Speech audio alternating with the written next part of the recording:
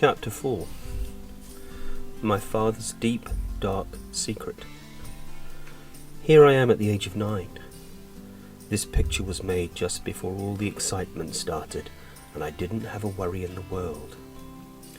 You will learn as you get older, just as I learned that autumn, that no father is perfect.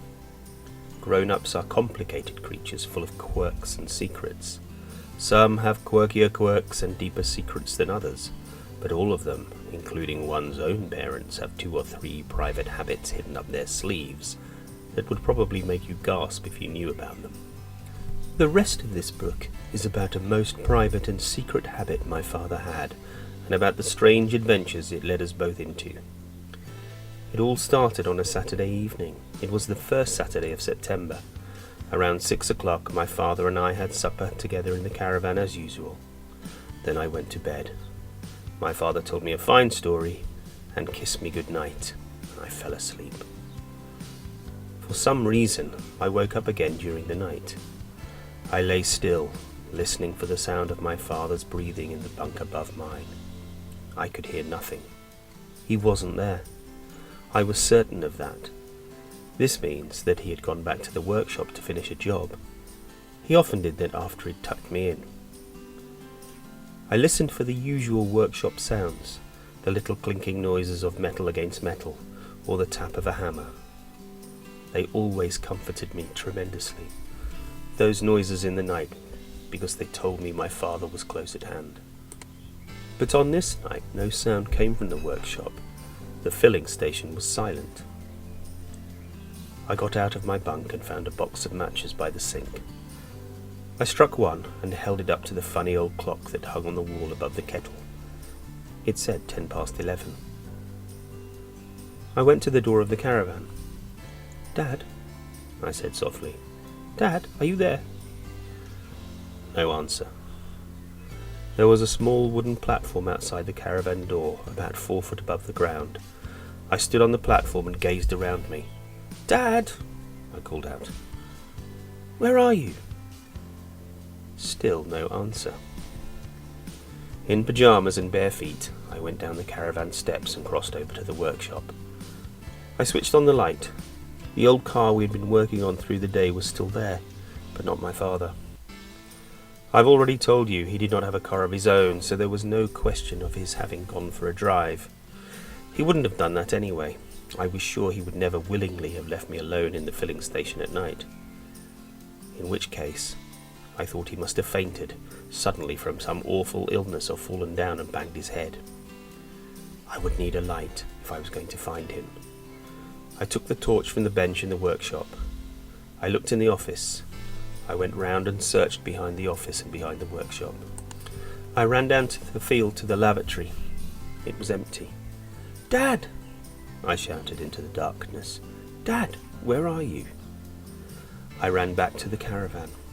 I shone the light into his bunk to make absolutely sure he wasn't there. He wasn't in his bunk. I stood in the dark caravan, and for the first time in my life I felt a touch of panic. The filling station was a long way from the nearest farmhouse. I took the blanket from my bunk and put it round my shoulders. Then I went out the caravan door, sat on the platform with my feet on the top step of the ladder. There was a new moon in the sky, and across the road the big field lay pale and deserted in the moonlight. The silence was deathly. I don't know how long I sat there. It may have been 1 hour, it could have been 2, but I never dozed off. I wanted to keep listening all the time. If I listened very carefully, I might hear something that would tell me where he was. Then, at last, from far away, I heard the faint tap, tap of footsteps on the road. The footsteps were coming closer and closer. Tap, tap, tap. Was it him, or was it somebody else? I sat still watching the road. I couldn't see very far along it. It faded away into a misty moonlit darkness. Tap, tap, tap came the footsteps. And then, out of the mist, a figure appeared. It was him. I jumped down the steps and ran onto the road to meet him. "Danny!" he cried. "What on earth's the matter?" I thought something awful had happened to you, I said. He took my hand in his and walked me back to the caravan in silence. Then he tucked me into my bunk. I'm so sorry, he said. I should never have done it. But you don't usually wake up, do you? Where did you go, Dad? You must be tired out, he said. I'm not a bit tired. Couldn't we light the lamp for a little while? My father put a match to the wick of the lamp hanging from the ceiling, and the little yellow flame sprang up and filled the inside of the caravan with pale light. How about a hot drink? He said. Yes, please. He lit the paraffin burner and put the kettle on to boil. I've decided something, he said. I'm going to let you in on the deepest, darkest secret of my whole life. I was sitting up in my bunk watching my father. You asked me where I had been, he said. The truth is, I was up in Hazel's Wood. Hazel's Wood? I cried. That's miles away. 6.5 miles. My father said, I know I shouldn't have gone, and I'm very sorry about it, but I had such a powerful yearning. His voice tailed away into nothing. But why would you want to go all the way up to Hazel's Wood? I asked. He spooned cocoa powder and sugar into 2 mugs, doing it very slowly and levelling each spoonful as though it were measuring medicine. Do you know what is meant by poaching? He asked. Poaching? Not really, no. It means going up into the woods in the dead of night and coming back with something for the pot. Poachers in other places poach all sorts of different things, but round here it's always pheasants. You mean stealing them? I said, aghast. We don't look at it that way, my father said. Poaching is an art. A great poacher is a great artist. Is that actually what you were doing in Hazel's Wood, Dad? Poaching pheasants? I was practicing the art, he said. The art of poaching. I was shocked. My own father a thief. This gentle, lovely man. I couldn't believe he would go creeping into the woods at night to pinch valuable birds belonging to somebody else. The kettle's boiling, I said. Ah, so it is. He poured the water into the mugs and brought mine over to me, and then he fetched his own and sat with it at the end of my bunk. Your granddad, he said, my own dad, was a magnificent and splendiferous poacher. It was he who taught me all about it. I caught the poaching fever from him when I was 10 years old, and I've never lost it since.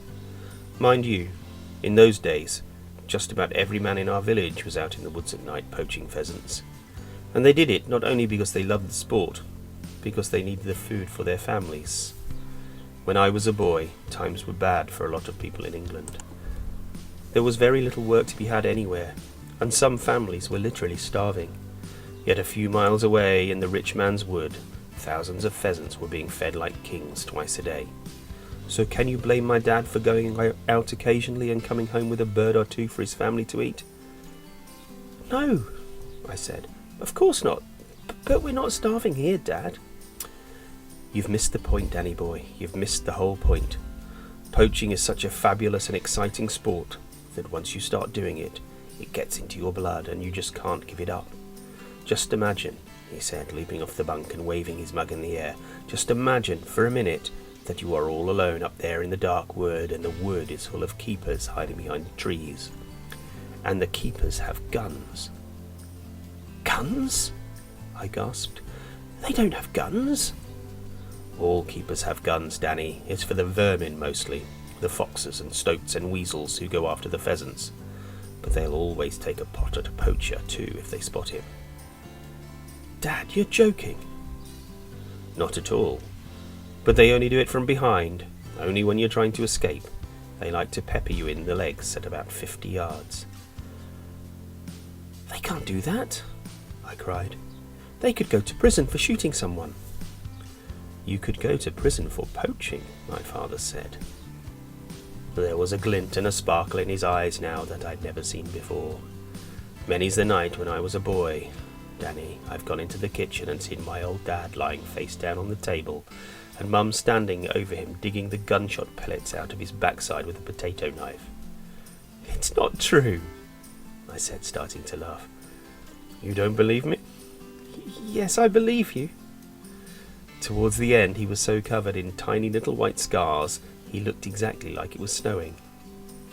"I don't know why I'm laughing," I said. "It's not funny, it's horrible." Poacher's Bottom, they used to call it, my father said, and there wasn't a man in the whole village who didn't have a bit of it one way or another. But my dad was the champion. "How's the cocoa?" "Fine, thank you."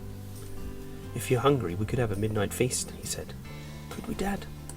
My father got out the bread tin and the butter and the cheese and started making sandwiches. "Let me tell you about this phony pheasant shooting business," he said. "First of all, it is practiced only by the rich. Only the very rich can afford to rear pheasants just for the fun of shooting them down when they grow up. These wealthy idiots spend huge sums of money every year buying baby pheasants from pheasant farms and rearing them in pens until they are big enough to be put out into the woods. In the woods, the young birds hang around like flocks of chickens. They are guarded by keepers and fed twice a day on the best corn until they're so fat they can hardly fly. Then beaters are hired who walk through the woods clapping their hands and making as much noise as they can to drive the half-tamed pheasants towards the half-baked men and their guns. After that, it's bang, bang, bang, and down they come. Would you like some strawberry jam on one of these?" "Yes, please," I said. "One jam, one cheese." "But Dad..." "What?" "How do you actually catch the pheasants when you're poaching?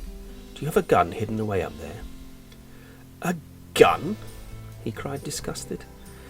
"Real poachers don't shoot pheasants. Danny, didn't you know that? You've only got to fire a cap pistol up in those woods and the keepers will be on you." "Then how do you do it?" "Ah," my father said, and the eyelids drooped over his eyes, veiled and secretive. He spread strawberry jam thickly on a piece of bread, taking his time. "These things are big secrets," he said. "Very big secrets indeed. But I reckon if my father could tell them to me, then maybe I can tell them to you. Would you like me to do that?" "Yes," I said. "Tell me now."